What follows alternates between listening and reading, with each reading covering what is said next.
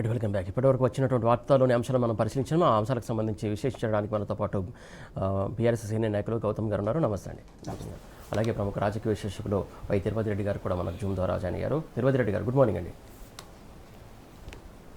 Right, ఇక ఈ అంశాలకు సంబంధించి గౌతమ్ గారు, ఏదైతే నిన్న జరిగినటువంటి నీటి విద్యార్థులకు మద్దతుగా ఇందర్ పార్క్ దగ్గర పెద్ద ఎత్తున విద్యార్థులు పాల్గొన్నారు. బీఆర్ఎస్ వర్కింగ్ ప్రెసిడెంట్ అటెండ్ అయ్యారు. చాలా విషయాలు ప్రస్తావించినటువంటి అంశం ఇది మేక్ ఇన్ ఇండియా కాదు, లీక్ ఇన్ ఇండియా అని చెప్పేసి మాట్లాడేటువంటి సందర్భం సంబంధించి మీరేమంటారు? సురేష్ గారు, మీకు మన ప్రేక్షకులకు ప్యానెల్లో ఉన్న పెద్దలకు గుడ్ మార్నింగ్ అండి. సురేష్ గారు, ఈరోజు అంటే దేశవ్యాప్తంగా ఒక అల్లకల్లోల పరిస్థితి ఉంది. అంటే దేశంలో ఉన్న యువత కూడా అన్రెస్ట్లో ఉన్నారన్న పరిస్థితి మనకు చాలా క్లియర్గా కనబడతా ఉంది.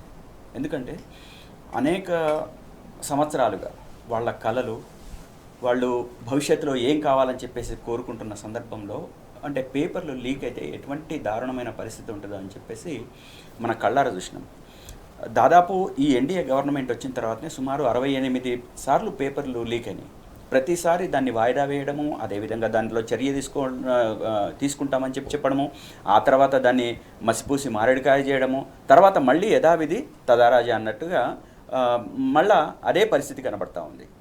ప్రతి సంవత్సరం ఇటువంటి అనేక కష్టాల నడుమ యువత అంతా కూడా అనేక ఇబ్బందులు పడి మానసిక సంఘర్షణకు లోనై ఈరోజు దేశవ్యాప్తంగా ఉన్న పరిస్థితి ఏంటంటే రోడ్ల మీదకి ఎవరు చెప్పినా చెప్పకున్నా రోడ్ల మీదకి వచ్చి నిరసన తెలియజేసే వైపుగా వాళ్ళు వెళ్ళిపోయారు.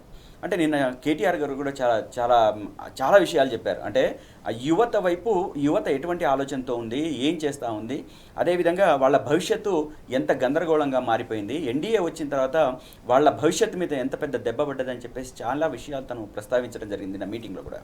అంటే యువత పేపర్ లీక్ వల్ల వాళ్ళ వ్యక్తిగత జీవితం ఎంత నాశనం అయిపోతుంది, ఎంత ఇబ్బంది అవుతుంది, మానసిక సంఘర్షణ ఎంత ఉంటుంది, కన్న కళలు ఎంత అంటే పటాపంచలు అయ్యే పరిస్థితి ఉంది అని చెప్పేసి మొత్తం దేశంలో ఉన్న యువత ఈరోజు రోడ్ల మీదకి వచ్చిన తర్వాత కానీ అనేక మందికి తెలిసిన పరిస్థితి కనపడట్లేదు.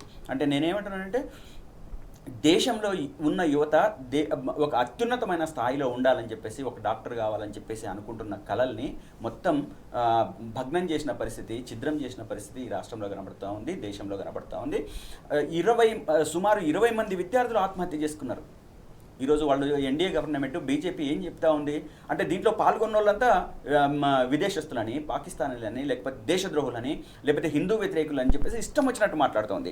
అంటే ఈ దేశంలో ఉన్న ప్రజల్ని, ఈ దేశంలో ఉన్న యువతని, ఈ దేశంలో ఉన్న యువ రక్తాన్ని అంటే వాళ్ళకి వ్యతిరేకంగా మాట్లాడితే పాకిస్తాన్లు చేస్తారు, వాళ్ళకి వ్యతిరేకంగా మాట్లాడితే హిందూ వ్యతిరేకులను చేస్తారు, వాళ్ళకి వ్యతిరేకంగా మాట్లాడితే దేశద్రోహులను చేస్తారు. ఇది ఎంతవరకు కరెక్టు? ఇక్కడ ఉన్న కొన్ని లక్షలాది మంది, ఈ ఒక్కచోట కాదు, ఒక్క జంతర్-మంతరే కాదు, బీహార్, పాట్నా, అదేవిధంగా ముంబై, అనేక ప్రధాన నగరాలలో వందల వేల మంది స్వచ్ఛందంగా వచ్చి లాఠీ దెబ్బల్ని కూడా వెరవక, భయపడక మీరు ఎంత కొడతారో కొట్టండి, మేం మాత్రం ఆ సమస్యని విడిచే పరిస్థితి లేదు, ధర్మేంద్ర ప్రధాన్ రాజీనామా చేసేదాకా మేము వదిలేది అని చెప్పేసి పిల్లల్ని చంకనేసుకొని వస్తున్న పరిస్థితి ఉంది. అంటే ఎందుకు వస్తున్నారని చెప్పేసి అడిగితే ఆ తల్లుని అడిగితే మా పిల్లల భవిష్యత్తు కోసం వస్తున్నామని చెప్పేసి మాట్లాడుతున్నారు. అంటే ఇటువంటి వాళ్ళని కూడా దేశద్రోహులుగా చిత్రీకరిస్తున్నారు.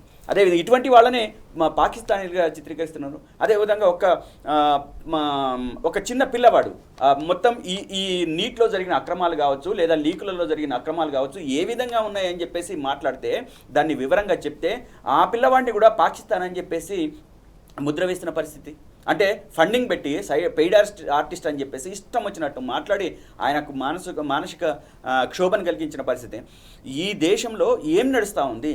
ఈ దేశ యువత ఈ దేశ భవిష్యత్తు కోసం, ఈ దేశంలో ఉన్న భవిష్యత్ నిర్మాణం కోసం వాళ్ళు ఆరాటపడడం తప్ప, ఈ దేశాన్ని బాగుపరచాలి, ఈ లీకులు ఉండొద్దు, ఇన్ని సమస్యల మధ్య మేమంతా కొట్టుమిట్టాడుతున్నాం కదా, ఈ సమస్యలన్నీ మా మానసిక సంఘర్షణకు దారితీస్తున్నాయి కదా, దీనివలన మేము ఆత్మహత్యలు చేసుకుంటున్నాం కదా, ఆత్మహత్యలు చేసుకున్న కుటుంబాలు కోలుకోలేని పరిస్థితికి నెట్టబడ్డాయి కదా, ఎందుకు ఇంత దారుణం చేస్తున్నారని చెప్పేసి మాట్లాడితే ఇష్టం వచ్చినట్లు మాట్లాడడము, ఇష్టం వచ్చినట్లు ముద్రలు వేయడము, ఇష్టం వచ్చినట్లు అవహేళన చేయడము, ఇష్టం వచ్చిన అవమానపరచడము. అంటే ఒక్కటే కాదు, ప్రతి విషయాన్ని కూడా అంటే చాలా మైన్యూట్ లెవెల్లో తీసుకెళ్ళి వాళ్ళను అవహేళన చేయడము, అవమానపరచడం లాంటిది ఈ దేశంలో జరగడం అత్యంత దారుణంగా మేమైతే పరిగణిస్తున్నాము. దురదృష్టకరం. ఒకవైపు విదేశాలన్నీ కూడా అభివృద్ధిలో రాకెట్ స్థాయిలో దూసుకుపోతున్నాయి, మనమేమో అట్టడుగు స్థానంలో అని చెప్పేసి చెప్పినాము. నిన్న కేటీఆర్ గారు చాలా విషయాలు మాట్లాడుతున్న సందర్భం రాజ్యమా ఉలిక్కిపడు అని చెప్పేసి ఒక్క మాట మాట్లాడి, అంటే ఆ మాటలో ఎంత అర్థం ఉందో అర్థం చేసుకోవాలి ఈ పాలకులు. అంటే తప్పులు జరగచ్చు, పొరపాట్లు జరగచ్చు, సరిదిద్దుకునే బాధ్యత అధినాయకత్వానికి, ప్రభుత్వాలు నడిపే వాళ్ళకు ఉండాలి.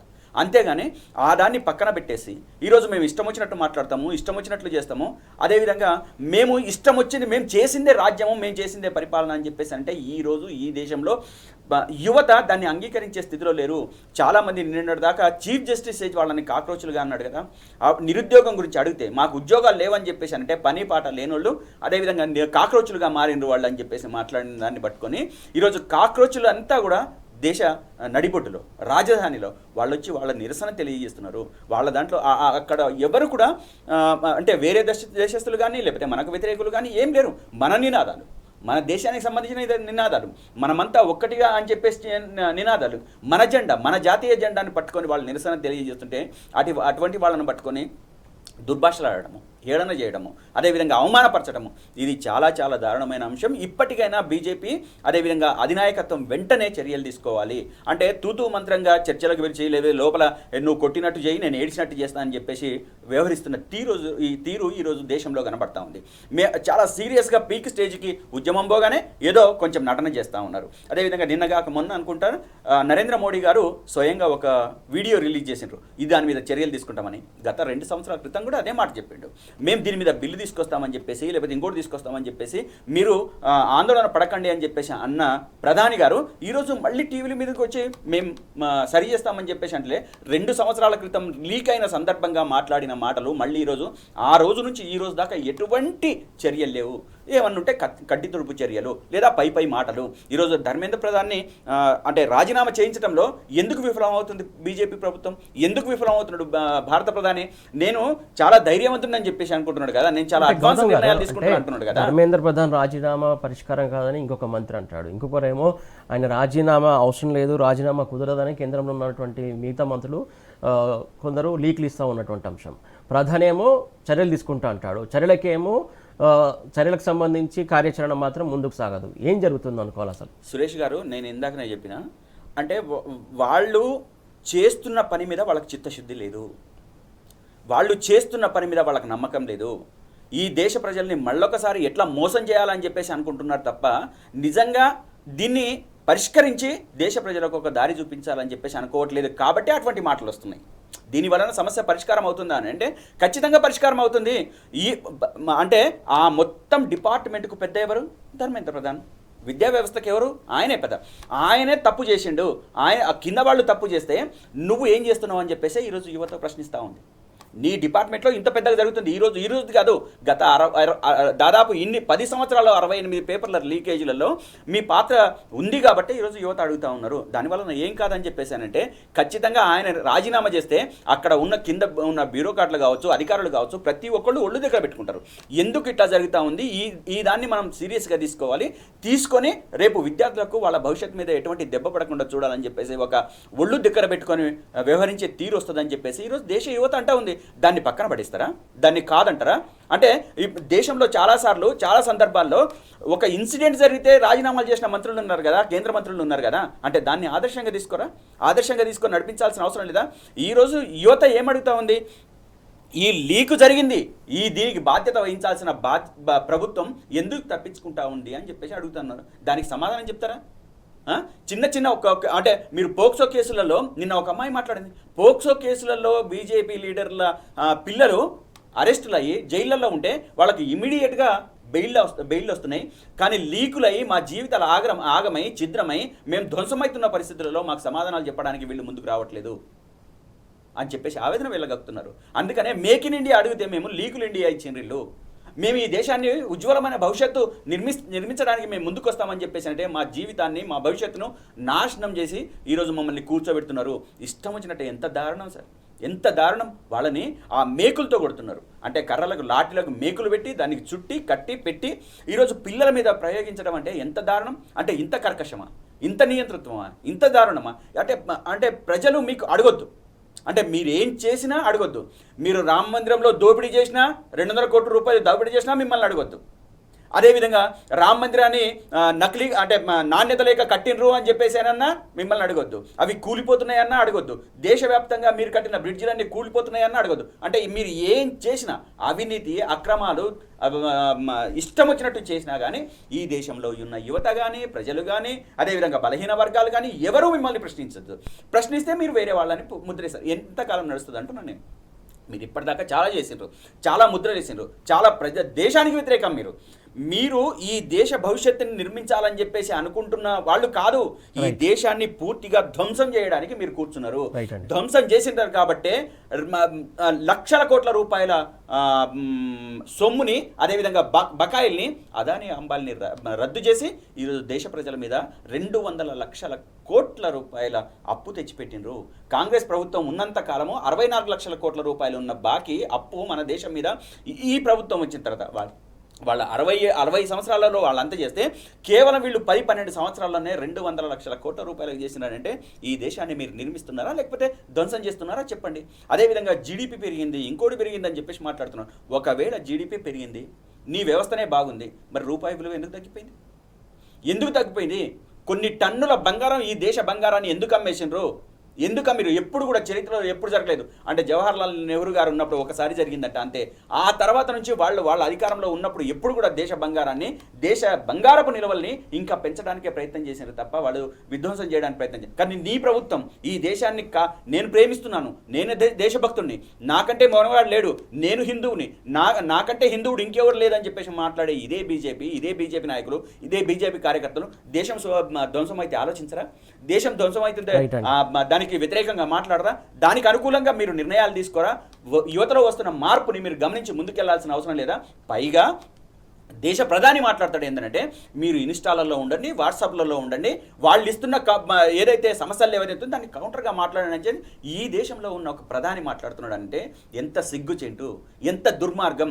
నువ్వు ఈ దేశ భవిష్యత్తును నిర్మిస్తున్నానని చెప్పేసి విదేశాలకు పోయి మాట్లాడుతున్నావు కదా, ఈ దేశంలో ఏం జరుగుతుందో మాట్లాడట్లేవు, అదేవిధంగా ఈ దేశ యువత గురించి మాట్లాడట్లేవు.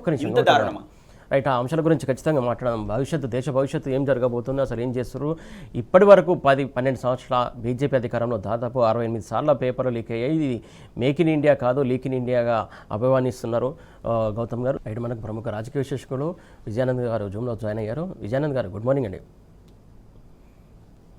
విజయానంద్ గారు, మనం చూస్తున్నాం ఢిల్లీ మొత్తం అడుగుతుంది, దేశం మొత్తం కూడా ఆందోళన కొనసాగుతున్నాయి, పెద్ద ఎత్తున నిరసన వ్యక్తమవుతున్నటువంటి అంశం ప్రధానంగా ఏదైతే నీట్ ఎగ్జామ్కి సంబంధించి రాసినటువంటి విద్యార్థుల పెద్ద ఎత్తున ప్రభుత్వాన్ని ప్రశ్నిస్తున్నారు. ప్రధానంగా కేంద్ర మంత్రి రాజీనామా చేయాలనేదే ముందు నుంచి డిమాండ్ ఉంది. కాకపోతే ప్రభుత్వం మాత్రం, బీజేపీ ప్రభుత్వం మాత్రం ఆ కేంద్ర మంత్రి రాజీనామాకు వెనుకడుగేస్తుంది, చర్యలు తీసుకుంటామంటుంది. కానీ ఇప్పటివరకు దానికి సంబంధించి కార్యాచరణ జరగట్లేదు. ఈ నేపథ్యంలో బీఆర్ఎస్ ఆధ్వర్యంలో బీఆర్ఎస్ వర్కింగ్ ప్రెసిడెంట్ నిన్న కేటీఆర్ కూడా ఇందర్ పార్క్ దగ్గర పాల్గొన్నారు. పెద్ద ఇది మేక్ ఇన్ ఇండియా కాదు, లీక్ ఇన్ ఇండియా. దాదాపు చాలాసార్లు ఎన్నో పరీక్షలు లీక్ అయ్యాయి ఈ 10-12 సంవత్సరాల కాలంలో అంటూ కూడా ఆయన చేసినటువంటి వ్యాఖ్యలకు సంబంధించి కావచ్చు, జరుగుతున్నటువంటి సిచ్యువేషన్ గురించి కావచ్చు, మీరేమంటారు? గుడ్ మార్నింగ్ అందరికీ. వాస్తవంగా ఇవాళ ఒక రాజకీయాలకు సంబంధించిన ఒక స్పష్టమైనటువంటి అంటే రాజకీయ పార్టీలు నాయకుల ధోరణులను ఇవాళ భారతదేశంలో ఈ ఉద్యమం బయట పెడుతున్నది. ఏమంటే ఎంత రాజకీయ నాయకులకు ఉండే ఈగోస్ ఎట్లా ఉంటాయి, వాళ్ళ పార్టీల విధానం ఎట్లా కొనసాగిస్తారని చెప్పడానికి ఇవాళ కేంద్రంలో ఉన్నటువంటి బీజేపీ అనుసరిస్తున్నటువంటి విధానము ఇవాళ కళ్ళకు కట్టినట్టుగా కనబడుతున్నది. ఇప్పుడు అక్కడ ఒక విద్యారంగంలో అనేక రకాల లోపాలు జరుగుతున్నాయి, విద్యా వ్యవస్థలో అనేక మార్పులు రావాలి అని ఎంతో కాలంగా డిమాండ్ ఉన్నప్పటికీ నీటు సందర్భంగా జరిగినటువంటి అవకతవకల మీద పెద్ద మొత్తంలో అనేక మంది విద్యార్థులు ఆత్మహత్యలు చేసుకున్నారు, అనేక మంది నష్టపోయినారు, వాళ్ళ జీవిత కాలం దెబ్బతిన్నది. వాళ్ళు ఒక రంగంలో మెడికల్లో జాయిన్ అవుదాం అనుకున్న వాళ్ళు ఇవాళ వాళ్ళకు ఈ ర్యాంకులు తారుమారైపోయి వాళ్ళు అతలకుతలమవుతున్నటువంటి పరిస్థితులలో సమాజం అంతా స్పందించి పెద్ద మొత్తంలో రాజకీయ పార్టీలకు అతీతంగా ప్రజలందరూ డిమాండ్ చేస్తున్న సందర్భంలో ఒక కేంద్ర మంత్రిని రాజీనామా చేయమంటే ఆయనను తొలగించి కనీసము ప్రజల యొక్క డిమాండ్ను అనుసరించి అట్లీస్ట్ పక్కన పెట్టి ఆయనకి ఇంకొక తర్వాత వాళ్ళు 3-4 నెలల తర్వాత ఇంకొక పదవి కూడా ఇవ్వచ్చు. కానీ ఎంత ఈగోయిస్టిక్గా మారిపోయినాయి రాజకీయ పార్టీల విధానం. ముఖ్యంగా బీజేపీలో మేము ఏది చెప్తే అదే కావాలి, లేకపోతే మేము ఎంతకైనా మేము వెళ్తామనే పద్ధతుల్లో ఇవాళ నిరసన చేస్తున్న వాళ్ళను బంగ్లాదేశీయులని, పాకిస్తానీయులని, తర్వాత చైనీయులని, రకరకాల విదేశీయుల పేర్లు పెడుతూ భారతీయ దేశంలో ఇవాళ ఎవ్వరు మాట్లాడినా ఈ ప్రభుత్వానికి వ్యతిరేకంగా వాళ్ళందరినీ కూడా దేశద్రోహులని ఒకవైపు వాళ్ళ కార్యకర్తలతోటి కొంతమందితో ప్రచారం చేస్తూ ఇట్లా విపరీతమైన దమనకాండ, విద్యార్థుల తలలు పగలగొట్టి చేతులు పలగొట్టి, ముఖ్యంగా అమ్మాయిల పట్ల కూడా అంత దురుసు ప్రవర్తనలు జరుగుతున్నా సామాన్య ప్రజానికమే చూసి తట్టుకోలేకపోతున్నది. మేము ప్రజల కోసం పనిచేస్తాము, ప్రజల కోసం ఉంటామని 70 ఏళ్ళు 80 ఏళ్ళు వయసు వచ్చిన వాళ్ళు ఇదంతా చూసిన తర్వాత కూడా ఇంకా కూడా వాళ్ళ కాంక్షకు ఎక్కువ ప్రాధాన్యత ఇవ్వడము, స్వార్థానికి ఎక్కువ ప్రాధాన్యత ఇవ్వడము, ఈగోస్కి ఎక్కువ ప్రాధాన్యత ఇవ్వడం తప్ప కనీసం ప్రజల డిమాండ్లను పట్టించుకోలేనటువంటి ఒక మనస్తత్వం ఉన్న వాళ్ళు రాజకీయ నాయకులుగా ఎదగడమే దురదృష్టము. అంతమంది అమ్మాయిల పట్ల అంత దురుసు ప్రవర్తన చేస్తుంటే, అంత దుర్మార్గం జరుగుతుంటే అక్కడ కనీసం చెల్లించిపోతున్నారు ప్రపంచం అంతా.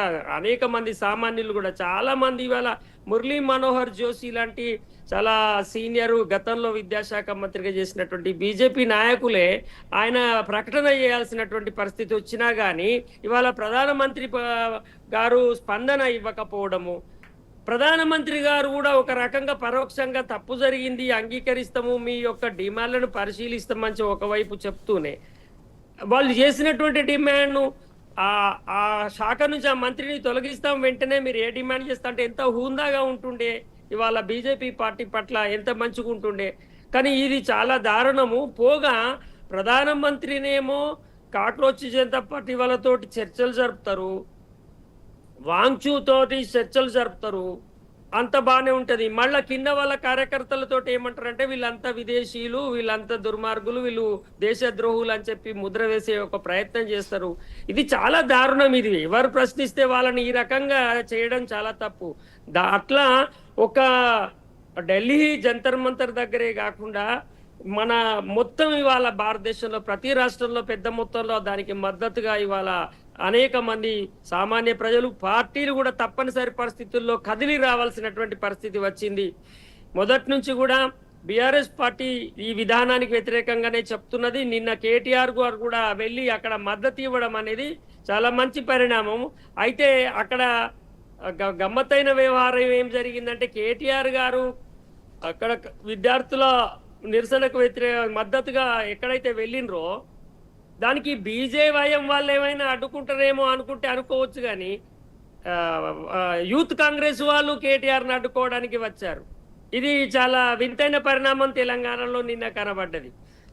ఒకవేళ అడ్డుకుంటే బీజేపీ కార్యకర్తలు ఎవరైనా అడ్డుకుంటే సరే బీజేపీ వ్యతిరేకంగా ధర్నాకు పోతున్నారు కాబట్టి వాళ్ళు నిరసన చెప్పిన అనుకోవచ్చు.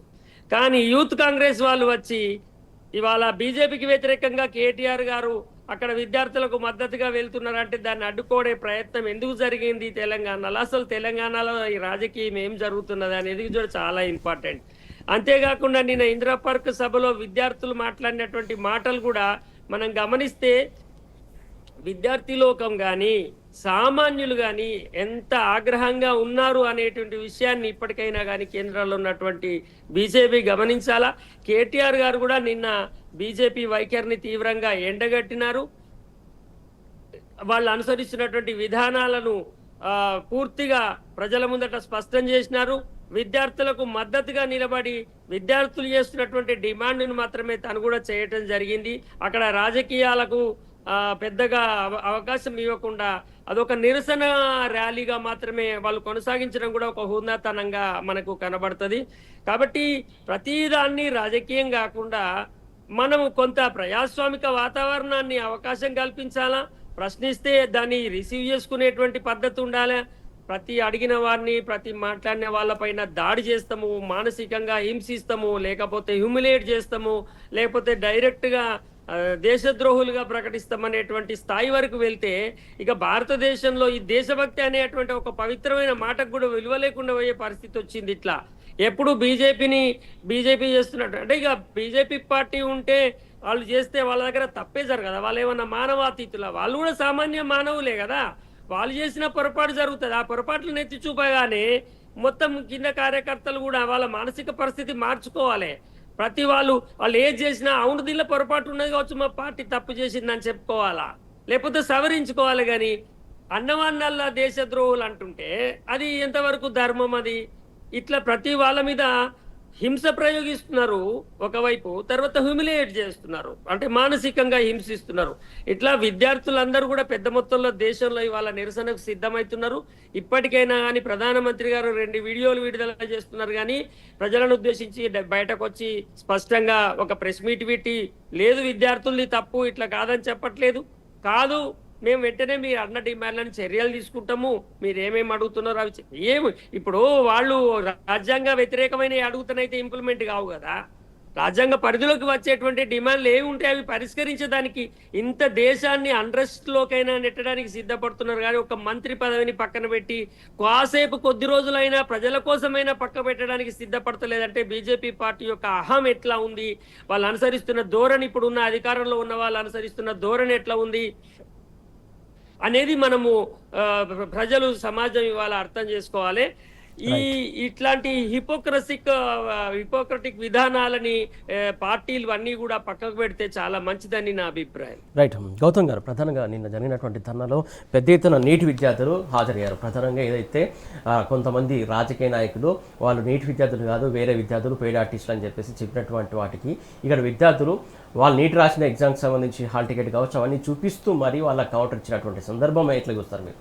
అంటే వాళ్ళ ఆవేదన, వాళ్ళ బాధ, వాళ్ళు ఒకవైపు నీట్ ఎగ్జామ్ రాసి ఆ బాధకు ఆందోళనకు గురైన వాళ్ళు, ఒక మానసిక సంఘర్షణకు గురైన వాళ్ళని ఈ దేశం వాళ్ళు కాదని లేకపోతే విద్యార్థులు కాదని మాట్లాడుతుంటే వాళ్ళు ఎంత బాధపడుతున్నారో నిన్న మన ఆ మీటింగ్లో అర్థమవుతా ఉంది.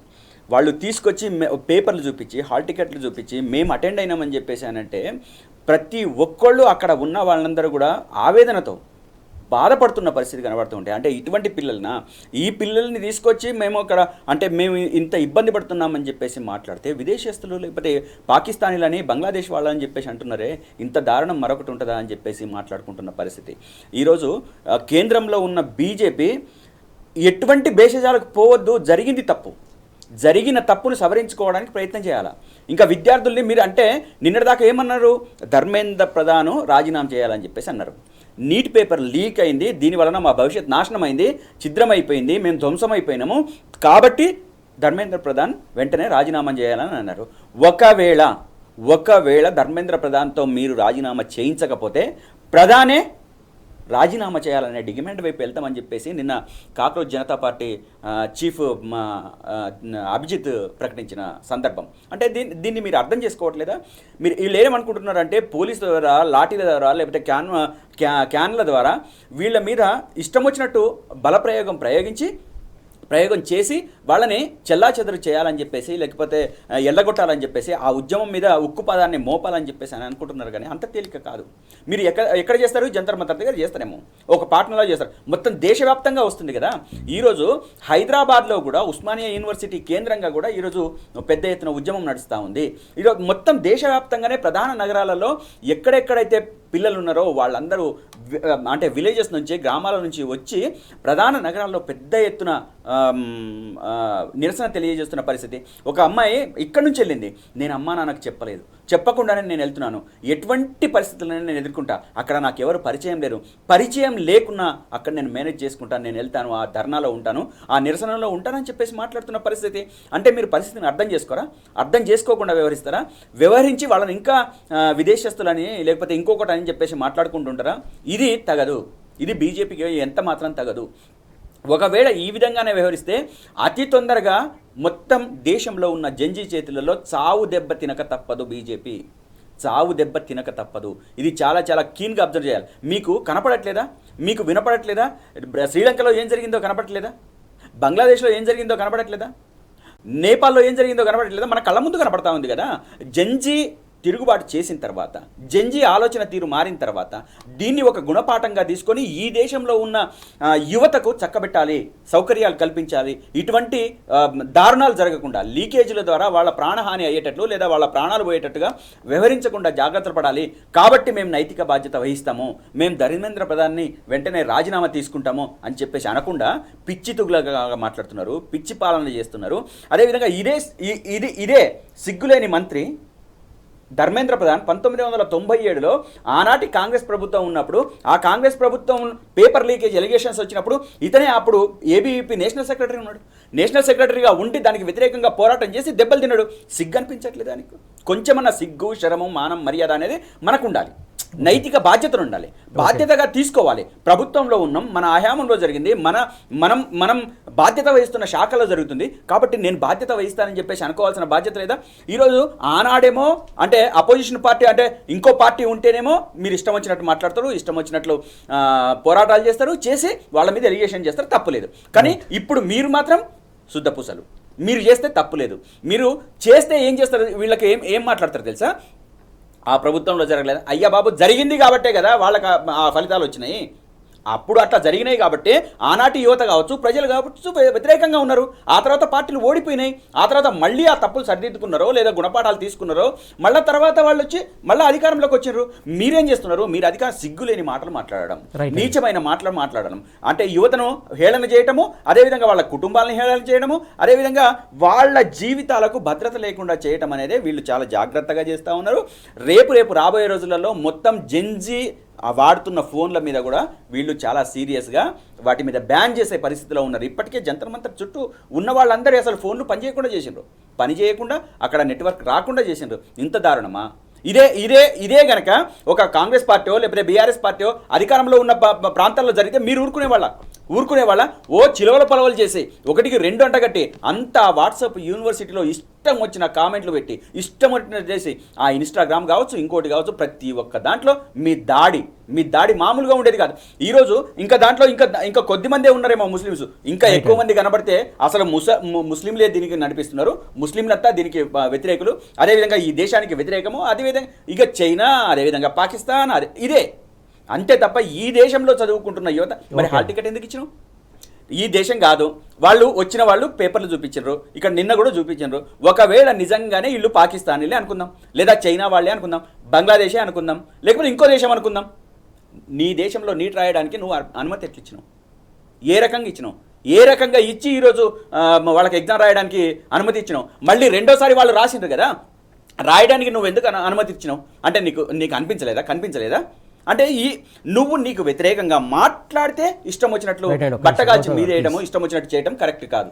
రైట్. ఏదైతే ప్రశ్నించే వారి గొంతు నొక్కడం, లేకుంటే వారిపైన వెళ్ళిపోయిన అభియోగాలు వేయడం బీజేపీకి అలవాటు అయిపోయింది. మొత్తానికి ఇదైతే అరాచక పాలన కొనసాగుతుందని చెప్తున్నటువంటి అంశం. విజయానంద్ గారు, ప్రధానంగా మనం చూస్తా ఉన్నాం హైడ్రా అంశం సంబంధించి హైకోర్టు చాలా సీరియస్ అవుతున్నటువంటి అంశం. ప్రధానంగా కమిషనర్ పైన కూడా విరుచుకుపడినటువంటి అంశం. ఏంటి అసలు కమిషనర్ ఏం చేస్తున్నాడు? హైడ్రా దీనికి సంబంధించి ఖచ్చితంగా దీనిపైన మిలిటరీని పంపించాల్సిన పరిస్థితి వచ్చేలాగా ఉంది. హైడ్రా తీసుకుంటున్నటువంటి నిర్ణయాలు అలా ఉన్నాయని చెప్పేసి చాలా హెచ్చరించినటువంటి అంశం సంబంధించి మీరేమంటారు? హైడ్రా అనుసరిస్తున్నటువంటి విధానాలు మొదటి నుంచి చాలా వివాదాస్పదంగా ఉన్నవి. ఆ రాజకీయ నాయకుల ఒత్తిడిలకు కానీ లేదా ముఖ్యమంత్రి గారి ఒత్తిడికి కానీ లోనై పనిచేస్తున్నారా, లేకపోతే కమిషనర్ గారు అనుసరిస్తున్నటువంటి విధానాలే లోపభూయిష్టంగా ఉన్నాయా, లేదా అధికారుల సమాచారం తప్ప ఏదో ఒక స్పష్టత ఇవ్వాలి. ఇవాళ ప్రతి చోట వాళ్ళు ఇష్టం వచ్చినట్టుగా బుల్డోజర్లు పట్టుకెళ్ళి ఎన్నో ఏళ్లుగా, అంటే దాదాపు 30 ఏళ్ళు 40 ఏళ్ళ కింద కట్టుకున్నటువంటి గృహాలను కూడా వాళ్ళు కూలగొట్టేటువంటి పని చేసినారు. అంటే వాళ్ళు పర్మిషన్స్ ఉన్నాయి, పవర్ బిల్స్ ఉన్నాయి, అన్ని గవర్నమెంట్ వాళ్ళకి సమకూర్చింది, రోడ్లు వేసినారు. అట్లా మనం చూస్తే చాలా రుజువులు ఎంత అంటే దారుణంగా పక్కపొంటిది రోడ్డు మీదకి వచ్చి ఉండి ఇంకొకటి లోపలికి ఉంటే దానికి కూడా నోటీసులు ఇచ్చి కూలగొడతామని బెదిరిస్తున్నటువంటి పరిస్థితి స్పష్టంగా కనబడతా ఉన్నది. ఇట్లా అక్రమంగా వ్యవహరిస్తున్నది అధికారం ఉంది కదా అని, ఫోర్స్ ఉంది కదా అని ఉపయోగించి సామాన్య ప్రజల జీవితాలను ఛిద్రం చేస్తున్నటువంటి విషయాలు ఇవాళ న్యాయస్థానంలో ఉన్న న్యాయమూర్తులు కూడా బయట మీడియాలను పత్రికలను చూస్తారు కదా, వాళ్ళ మీద కూడా అప్పుడు అది అమానవీయమైనటువంటి వ్యవహార ధోరణి ఉన్నది కాబట్టి అంత ఎక్కువగా నేను న్యాయస్థానం స్పందిస్తుందని నేను అనుకుంటాను. ఎందుకంటే వాళ్ళు కూడా చాలా విషయాల మీద చూసి చూడనట్టు ప్రకటనలు లేదా విషయాలు చెప్తారు. కానీ ఈ విషయంలో న్యాయస్థానం మనం గమనిస్తే చాలా తీవ్రమైనటువంటి స్పందన తెలియజేస్తా ఉన్నది. ఎందుకంటే ఒక ఇల్లు కట్టుకోవడము, ఒక నీడ ఏర్పాటు చేసుకోవడం అనేది చాలా చాలా కష్టమైన విషయము. అట్లా ఏదో ఒక్కడి నుంచో వలస వచ్చి అక్కడ ఏదో ఇంత భూమి సంపాదించుకొని వాళ్ళు కష్టపడ్డదంతా దారబోసుకొని వాళ్ళు కట్టుకొని జీవిస్తుంటే ఆ గూడుని ఛిద్రం చేయడం ఎంత దారుణం అండి అది. నువ్వు వీలైతే నలుగురికి ఇల్లు కట్టి కానీ కట్టుకొని బతుకుంటున్న వాడిని రోడ్డు మీద వారేస్తే ఎట్లా? అది ఇప్పుడిప్పుడే జరిగింది కాదు, అనుకోకుండా జరిగింది కాదు. ఒకవేళ సిటీ పెరిగింది, అవసరాలు పెరిగినాయి అంటే కొత్త సిటీని వేరే దగ్గర డెవలప్ చేయడానికి ప్రభుత్వం ఇంకా అంటే కొత్తగా వస్తున్న వాళ్ళకి ఇంకో చోట అవకాశం ఇచ్చి దీన్ని ఇట్లా మారవడానికి ప్రయత్నం చేయాలి. కానీ ఉన్న వాటిని అన్ని ఊలగొడతామనే ఒక పద్ధతిని తీసుకొచ్చి తర్వాత ఇక వీళ్ళకు చట్టం లేదు, న్యాయం లేదు, ధర్మం లేదు, నీతి లేదు, పాపం పుణ్యం కూడా లేదు. ఎట్లా పడితే అట్లనే దారుణంగా ఇండ్ల మీద పడి బుల్డోజర్లు బట్టి తెల్లారేసరికి కూలగొట్టేస్తే అది కూడా సెలెక్టివ్గా కూలగొట్టడం కూడా, ఇవన్నీ కూడా కోర్టులకి చాలా మంది వేలాది కేసులు ఇవాళ హైడ్రా మీద కోర్టులకు వెళ్తే అన్నిటికీ కూడా వాళ్ళకు యాజ్ పర్ చట్ట ప్రకారము ప్రజలదే కరెక్ట్ ఉన్నది, హైడ్రాది తప్పు ఉన్నది. అట్లా అనేక మాటలు చివాట్లు పెట్టినప్పటికీ కూడా వాళ్ళు అదే ధోరణి ప్రవర్తించిన తదుపరి నిన్న న్యాయమూర్తి గారు అంత తీవ్రమైనటువంటి ప్రకటన చేయడం జరిగింది. గతంలో గౌరవ న్యాయమూర్తి లక్ష్మణ్ గారు కూడా చాలా తీవ్రంగా స్పందించి మాట్లాడినటువంటి పరిస్థితి మనం చూసినాం. ఇట్లా చట్టానికి వ్యతిరేకంగా అధికారులు పనిచేయాల్సిన అవసరం ఏముంది, ఎందుకు చేస్తున్నారు అనేది ఇక్కడ మనం ప్రశ్నించుకోవాల్సినటువంటి అవసరం. అంటే ఇవాళ అధికారము దుర్వినియోగం జరుగుతుందని మనకు స్పష్టమవుతుంది. కోర్టుల అభ్యంతరాలు చెప్తున్నాయి అంటేనే చట్టాన్ని దుర్వినియోగం చేస్తున్నారు. చట్టాన్ని దుర్వినియోగం చేసి ప్రవర్తించాల్సిన అక్కర మీకు ఏం అవసరమో మీ పరిధిలో మీరు డ్యూటీ చేస్తే సరిపోతుంది. చట్టాన్ని చేతిలోకి తీసుకోవద్దు, తీసుకుంటే సామాన్యులనేమో ఇట్లా కొట్టి చంపుతారు. కనీసం ఎవడన్నా తమ హక్కులకు భంగం కలిగిందని నిరసన చెప్తున్నటువంటి వాళ్ళను, ఆ సాధారణ ప్రజలను ఇల్లు కోలుతుంటే అడ్డం వచ్చిన వాళ్ళను పోలీసులు నిర్దాక్షిణ్యంగా తోసి బయట వారేస్తున్నారు. ఇప్పుడు ఇదే హైడ్రాకు సంబంధించిన అధికారులు చట్ట వ్యతిరేక కార్యక్రమాలు చేస్తే అందులో రెవెన్యూ అధికారులు చేసినటువంటి పనుల మీద వీటి మీద విచారణ జరిపి వాళ్ళను ఎందుకు శిక్షించద్దు? సో ఈ రకంగా మనం ఒక చిన్న పిట్టగూడు ఇంట్లో కట్టుకుంటేనే తొలగించాలంటే వద్దు, తొలగించద్దు, అది పాపం దాక్తుందని ఆలోచించే సమాజము ఇవాళ ఇంత దారుణంగా ప్రజలు కట్టుకొని నివసిస్తున్నటువంటి ఇండ్లకిల్లు తెల్లారి వరకు కూల్చడం అనేది ఇది ఎక్కడ మనం చూడం. ఇది ఏదో విదేశీయులు శత్రువులు అన్నట్టుగా మన సొంత ప్రజలని మనం ఆ రకంగా ట్రీట్ చేయడం అనేది చాలా అమర్యాద, చాలా దుర్మార్గం. ఇది దీన్ని చూసి ఇవాళ కోర్టులు న్యాయమూర్తులు అట్లా స్పందిస్తున్నాయి. ఇవాళ మూసి సంబంధించినటువంటి ఏరియాలో కూడా నిర్మించుకున్నటువంటి ఇండ్ల మీద కూడా అట్లనే నోటీసులు కిలోమీటర్లు నోటీసులు ఇస్తే ఎన్ని లక్షల ఇండ్లు పోతాయి, అక్కడ ప్రజల జీవితాలు ఏమైతే, దీని పరిణామం ఎట్లా ఉంటుందని ఆలోచిస్తలేరు. అధికారంలో ఉన్న తర్వాత అసలు ఇక వాళ్ళు ఏదనుకుంటే అదే రాజ్యం అన్నట్టుగా ఆలోచించడం అనేది మారిపోతున్నది. ఇది చాలా తప్పు. ఇంతకుముందు గౌతమ్ గారు చెప్పినట్టు ఇప్పుడు ప్రజలు ఎప్పుడూ నిరూపించుకోవాలి. అంటే మీరు పాకిస్తానీయులు, మీరు విదేశీస్తులు అంటే సర్టిఫికేట్ ఉన్నది మాది చూడుండ్రి అని చెప్పాలన్నట్టుగా ఇవాళ ఈ హైదరాబాద్లో జరుగుతున్నటువంటి విధానాలు కూడా ప్రతిసారి వాడు 30 ఏళ్ళ నుంచి అక్కడ జీవిస్తుంటాడు, నీది ఇది కాదనంటే వాడు ఎక్కడికి పోతాడండి? ఎవరికి చెప్పాలి? ప్రభుత్వమే ఒకవైపు అనుమతిస్తుంది, ప్రభుత్వమే మళ్ళీ తెల్లారొచ్చి నువ్వు అక్రమంగా కట్టినవని కూలగొడుతుంది. ఎన్నిసార్లు నిరూపించుకుంటారు ఈ ప్రజలు? నువ్వు తాపక 5 ఏళ్ళకు ఒక ప్రభుత్వం వస్తుంది, నీకు కొత్త విధానం పట్టుకొస్తావు, ఈ ప్రజల మీద దాడి చేస్తావు. ఈ దారుణం కదా ఇది. ఇట్లాంటి విధానాలు ప్రభుత్వాలు పునరాలోచించుకోవాలి, సమీక్షించుకోవాలి. అధికారంలోకి వచ్చిన తర్వాత విపరీతమైన అహంకారం ప్రదర్శిస్తున్నారు. ఇది ధోరణి మంచిది కాదు సమాజానికి. ఆ టైంలో ప్రజలు ఎంత అవస్థలు పడుతుంటారు, ఎన్ని ఇబ్బందులు పడుతుంటారు. కొంత ఏదైనా నిర్ణయం తీసుకున్నప్పుడు దాని నుంచి నిరసన వచ్చినప్పుడు ఇది మన పర్సనల్ కాదు, ఇది ప్రజాస్వామ్యంలో ఈ విధానంలో వచ్చిన మనము దీన్ని వెనుకకు తీసుకుంటే తప్పేందని ఆలోచించేటువంటి ధోరణి రాజకీయ నాయకులకు ఉండాలి. ఈ రాజకీయ నాయకులకు ఒక శిక్షణ అవసరం అనిపిస్తుందండి ఇప్పుడు మనం ఆలోచిస్తే. ఎందుకంటే వ్యక్తిగతంగా వీళ్ళ విపరీతమైన అహంకారం, పదవులకు వస్తే ఇక మేము అతీతులంగా భావిస్తున్నటువంటి దుర్మార్గం ఒకటి సమాజంలో కనబడుతున్నది. ఈ అధికార హోదాకు రాగానే ఇక మేము మామూలు మనుషులం కాదు, అసలు ఇక మేము చెప్పిందే నడవాలి అనే కాడికి ఆలోచన చేసే పద్ధతి ఏదైతుందో రాజకీయ నాయకుల్లో ఇది పోవాలి. దీనికి ఇది పోయినంత కాలము ఇటువంటి దుర్మార్గాలు ఉంటాయి. ఇవాళ ఢిల్లీలో జరుగుతున్నది కూడా అదే. ఇప్పుడు మేము తప్పు చేసినా కానీ మమ్మల్ని ఎవరనద్దు అంటే మేము మార్చుకోము. ఏముంది మార్చుకుంటే ఏముంది? అందులో చిన్న విషయం వాళ్ళు చేస్తున్న డిమాండ్ ఏంటిది?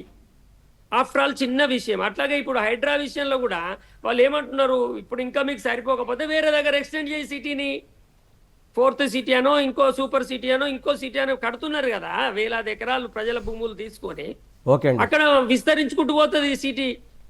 ఇక్కడ ఉన్న వాళ్ళ ఇండ్లన్నీ కూలగొట్టి ఇవాళ 30-40 ఏళ్ల తర్వాత వాళ్ళ జీవితాంతం సంపాదించుకున్న పైసలతో ఇల్లు కట్టుకుంటే దాన్ని కూలగొడితే వాళ్ళ జీవితాన్ని ఎవరు రికవర్ చేస్తారు?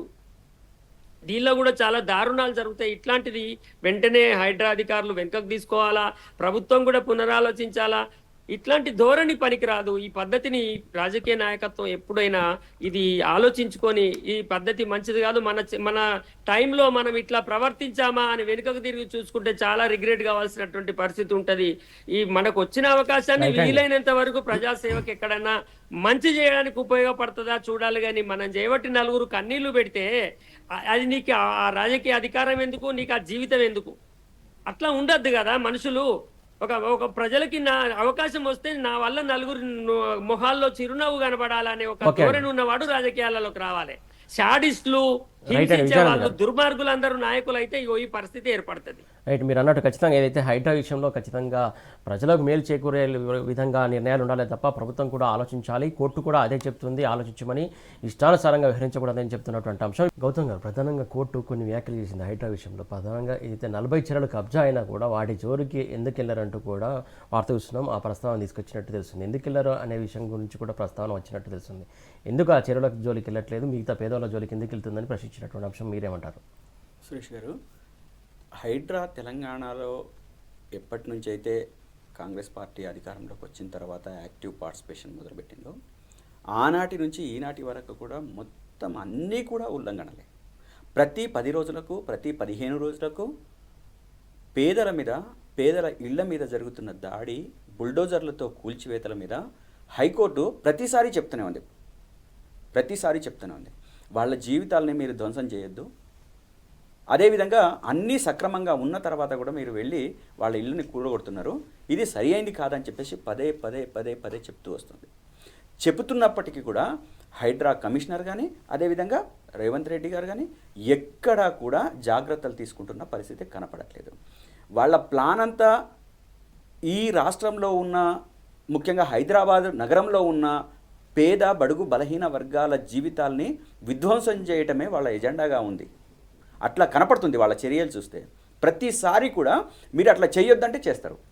శని ఆదివారాలు మీరు ఎట్టి పరిస్థితుల్లో కూడా ఇటువంటి విషయాలలో జోక్యం చేసుకోవద్దు, పేదల ఇండ్ల మీదకి పోవద్దు అని చెప్పేసానంటే కరెక్ట్ అదే రోజులలో పోతారు. ఇది చెప్పి హైకోర్టు కూడా ఒక విసుగొచ్చి అంత తీవ్రమైన వ్యాఖ్యలు చేసింది. మీరు ఇట్లా చేయొద్దు అని చెప్పేసి, అంటే అరెస్ట్ దాకా వెళ్ళింది రంగనాథ్ గారికి అని అంటే, నాకు తెలిసి రంగనాథ్ గారు ఒక పావు ప్రభుత్వానికి. దీని వెనక ఉండి నడిపిస్తుందంతా కూడా రేవంత్ రెడ్డే, ముఖ్యమంత్రి. దీంట్లో రెండో ఆలోచన లేదు. ఎందుకంటే ఒక 10 రోజుల క్రితం అనుకుంటాను ఒక బహిరంగ సభలో హైడ్రా చాలా బాగా మంచి పనులు చేస్తూ ఉందని చెప్పేసి మాట్లాడుతున్నాడు. ఏం మంచి పనులు అవి? ప్రజల ఇల్లు కూడగొట్టడం మంచి పనే, వాళ్ళ జీవితాలని రోడ్డు మీదకి తీసుకురావడం మంచి పనే. అన్ని పత్రాలు ఉండంగా సరే అక్రమంగా చేసినారు, మరి అక్రమంగా చేసిన వాళ్ళ పరిస్థితి ఏంది? నీ సోదరుడు తిరుపతి రెడ్డి చెరువులోనే ఉన్నాడు కదా, పొంగులేటి శ్రీనివాసరెడ్డి చెరువులోనే ఉన్నాడు కదా, ఎవరి చెరువుల్లో లేరు? ఓవైసీ హాస్పిటల్ చెరువులోనే ఉంది కదా, ఎందుకు చర్యలు తీసుకోవట్లేదు? ఎందుకు మాట్లాడట్లేదు? ఎందుకు మీరు పేద ప్రజల మీద, అంటే వాళ్ళకి నోరు లేదు కాబట్టి, పేద ప్రజలకు అంటే కోర్టుకు వెళ్ళే సత్తా లేదు, అదేవిధంగా వాళ్ళకి ఆ శక్తి సామర్థ్యాలు లేవు కాబట్టి, ఆర్థిక ఇబ్బందులు ఎదుర్కొన్నారు కాబట్టి వాళ్ళ మీదకి వెళ్తారు. అదేవిధంగా వీళ్ళు అంటే నడి మధ్యలో చెరువులో మీరు కట్టుకున్నా, ఇల్లు కట్టుకున్నా, ఫామ్ హౌస్ కట్టుకున్నా వాళ్ళకి మాత్రం ఒక్క మాట అనే పరిస్థితి మాత్రం ఉండదు. మీ ప్రతాపంతా పేద ప్రజల మీద, నోరు లేని వాళ్ళ మీద, బడుగు బలహీన వర్గాల మీద వాళ్ళ గొంతులు నొక్కేసి వాళ్ళ భూములు గుంజుకొని ఇంత దారుణం వాళ్ళ జీవితాలని ధ్వంసం చేస్తారా? సరే మీరు మీరు కూలగొట్టినరు, ప్రత్యామ్నాయం చూపించండి అని అంటే ఆనాడు ఇచ్చిన ఏదైతే కేసీఆర్ గారు కట్టిన డబల్ బెడ్రూమ్ ఇండ్లని కూడా ఇప్పటికీ కేటాయించట్లేదు, ఇప్పటికి ఇవ్వట్లేదు. ఏ రకంగా కూడా తెలంగాణ ప్రజలకు న్యాయం చేయాలని చెప్పేసి అది ఎక్కడా కూడా కనపడట్లేదు. అంటే కొన్ని చెరువుల్ని బాగు చేస్తున్నాము, కొన్నిటిని ఇచ్చేసినామని చెప్పేసి మాట్లాడుతున్నారు, కానీ దాని వెనుక కూడా పెద్ద కుట్ర ఉంది. ఇప్పటిదాకా ఆక్యుపై చేసుకున్న వాళ్ళం నిజంగా కూడా నీతి నిజాయితీతో వీళ్ళు వ్యవహరిస్తే, సక్రమంగా వ్యవహరిస్తే, అసలు భూమి చెరువు ఎంత అని చెప్పేసి చెరువు భూమి ఎంత ఉందని చెప్పేసి ఒక లెక్క తెలిసి ఆ మొత్తం కొట్టేస్తున్నారా? కాదు. వాళ్ళకు అనుకూలంగా ఉంటే ఒక రకంగా, వాళ్ళకి అనుకూలంగా లేకుంటే ఇంకో రకంగా. మొన్న ప్రదీప్ కన్స్ట్రక్షన్ మీరు చూడండి, ప్రదీప్ కన్స్ట్రక్షన్ అసలు ఆ చెరువుకు చాలా దూరంలో ఉంది, దాని పక్కనే ఉన్న వాటికి ఏమో నోటీసులు ఇవ్వలేదు, అది ఎక్కడో దూరంగా ఉంటే దానికి నోటీసులు ఇచ్చారు. అంటే ఇది కక్షగా కనపడట్లేదా? అదేవిధంగా ఇక్కడ కంటోన్మెంట్ ఏరియాలో భూమి, ఆర్మీ భూమి దగ్గరికి పోయి ఆర్మీకి సంబంధించిన భూమి కూడా మాదే అని చెప్పేసి మాట్లాడితే ఏమన్నట్టు? దానికి సంబంధించిన మీరు మీ భూములలో వస్తే కనుక వాళ్ళని అరెస్ట్ చేయండి, మీరు యాక్షన్ తీసుకోండి అని చెప్పేసి అనే స్థితికి వచ్చింది. అంటే హైకోర్టు అంత సీరియస్ అయింది. ఇంత సీరియస్నెస్ కూడా గమనించరా? అంటే దీంట్లో ప్రధానమైన దోషి ముఖ్యమంత్రి, దాంట్లో రేవంత్ రెడ్డి. ఈయనకున్న రియల్ ఎస్టేట్ వ్యాపార లక్షణాలు, ఆలోచనలు మొత్తం రాష్ట్ర ప్రజల మీద రుద్ది ఆయన ఎట్లా సొమ్ము చేసుకోవాలని చెప్పేసి అనుకుంటున్నాడు. రియల్ ఎస్టేట్ వ్యాపారంలో ఇంకా భూముల్ని కొల్లగట్టి వారంతా ఎట్లా సొమ్ము చేసుకోవాలని చెప్పేసి అనుకుంటున్నాడు. లేదా తమ్ముళ్లకు, అన్నులకు, అనుయాయులకు అందరికీ ఎట్లా కొల్లగొట్టాలని చెప్పేసి చూస్తున్నాడు తప్ప తెలంగాణ ప్రజలకు ఉపయోగపడే విధంగా ఎక్కడా కూడా ఆయన ఆలోచన చేయట్లేదు. ఇప్పుడు నిషేధంలో ఉన్న భూములు, అదేవిధంగా ప్రజలు అనుభవిస్తున్న భూములు, అదేవిధంగా చేతులు మార్పిడి అయిన భూముల్ని కూడా, అదేవిధంగా రిజిస్ట్రేషన్ అయిన భూముల్ని కూడా ఈరోజు ప్రొహిబిషన్ లిస్టులో దాదాపు 1 కోటి ఎకరాలను పెట్టిందంట. 1 కోటి ఎకరాల భూమి ఆల్రెడీ భూములు ఉన్నాయి, ఎకరాలలో వాళ్ళు అనుభవిస్తున్న వాళ్ళు, నివసిస్తూ ఇల్లులు కట్టుకున్న వాళ్ళు, అదే ట్రాన్సాక్షన్ చేసిన వాళ్ళు, వాళ్ళ భూములు కూడా రీసెంట్గా ఒక లేడీ, ఒక టీచర్ నాకు ఫోన్ చేసి, సార్ మాది చాలా కాలం అయింది సార్, మేము వేరే దగ్గర కొనుక్కున్నాం, అప్పటికే 2-3 చేతులు మారి ఈ రోజు మేము రిజిస్ట్రేషన్ కోసం వెళ్తే అది ప్రొహిబిషన్లో ఉందని చెప్పేసి అంటున్నారు సార్ అని చెప్పి ఒక టీచర్ ఫోన్ చేసింది. ఓకే అండి. ఒక స్కూల్ టీచర్. అంటే వాళ్ళు దాదాపు ఆ సర్వే నెంబర్లో 600 ఎకరాలు ఉన్నాయట. 600 ఎకరాలు మొత్తం కూడా ఈరోజు ప్రొహిబిటెడ్. అంటే ఒకే ఒక్క సర్వే నెంబర్లో 600 ఎకరాలు వాళ్ళు ప్రొహిబిటెడ్లో పెట్టినారంటే ఇంకా మొత్తం రాష్ట్ర వ్యాప్తంగా ఎన్ని ఎకరాలను పెట్టినరు ఎవరికి తెలియకుండా దాదాపు 19,000 జీవోలు ఈరోజు బహిరంగంగా అంటే వాళ్ళు ఇచ్చినాయి. అదేవిధంగా కేవలం 3,000 పబ్లిక్ డొమైన్లో ఉన్నాయి. మిగతా చీకటి దంతా ఎవరి మీద, ఎవరి కోసం, ఎవరి ద్వారా జరుగుతుంది అంటే ఆ జీవుల ద్వారా ఎవరి సంపాదన పెరుగుతూ ఉంది, ఎవరిని ధ్వంసం చేద్దామని, లేదా ఎట్లా కుట్రలు చేద్దామని, లేదా ఎట్లా దోపిడీ చేద్దామనే ఒక ప్లాన్తో, పకడ్బందీతో ఆ జీవులంతా దాచిపెట్టడము, హైడ్రా పేరుతో దాడులు చేయడము, వాళ్ళ ఇల్లు కూడగొట్టడం. రైట్ అండి. Thank you so much Gautam గారు. Thank you so much Vijayanand గారు. థ్యాంక్ యూ అండి. మొత్తానికి హైడ్రా మాత్రం పేదలకు మేలు చేసే రీతిలో లేదు. ప్రధానంగా ఏదైతే ముఖ్యమంత్రి వారి అనుయాయులకు ఉపయోగపడే రీతిలోనే హైడ్రా చర్యలు ఉంటున్నాయి. ఈ నేపథ్యంలోనే హైకోర్టు అంత సీరియస్ అయిందని చెప్పేసి చెప్తున్నటువంటి అంశం ఇది. ఇవాళ వార్తలు వాస్తవాలు. Keep watching tea news.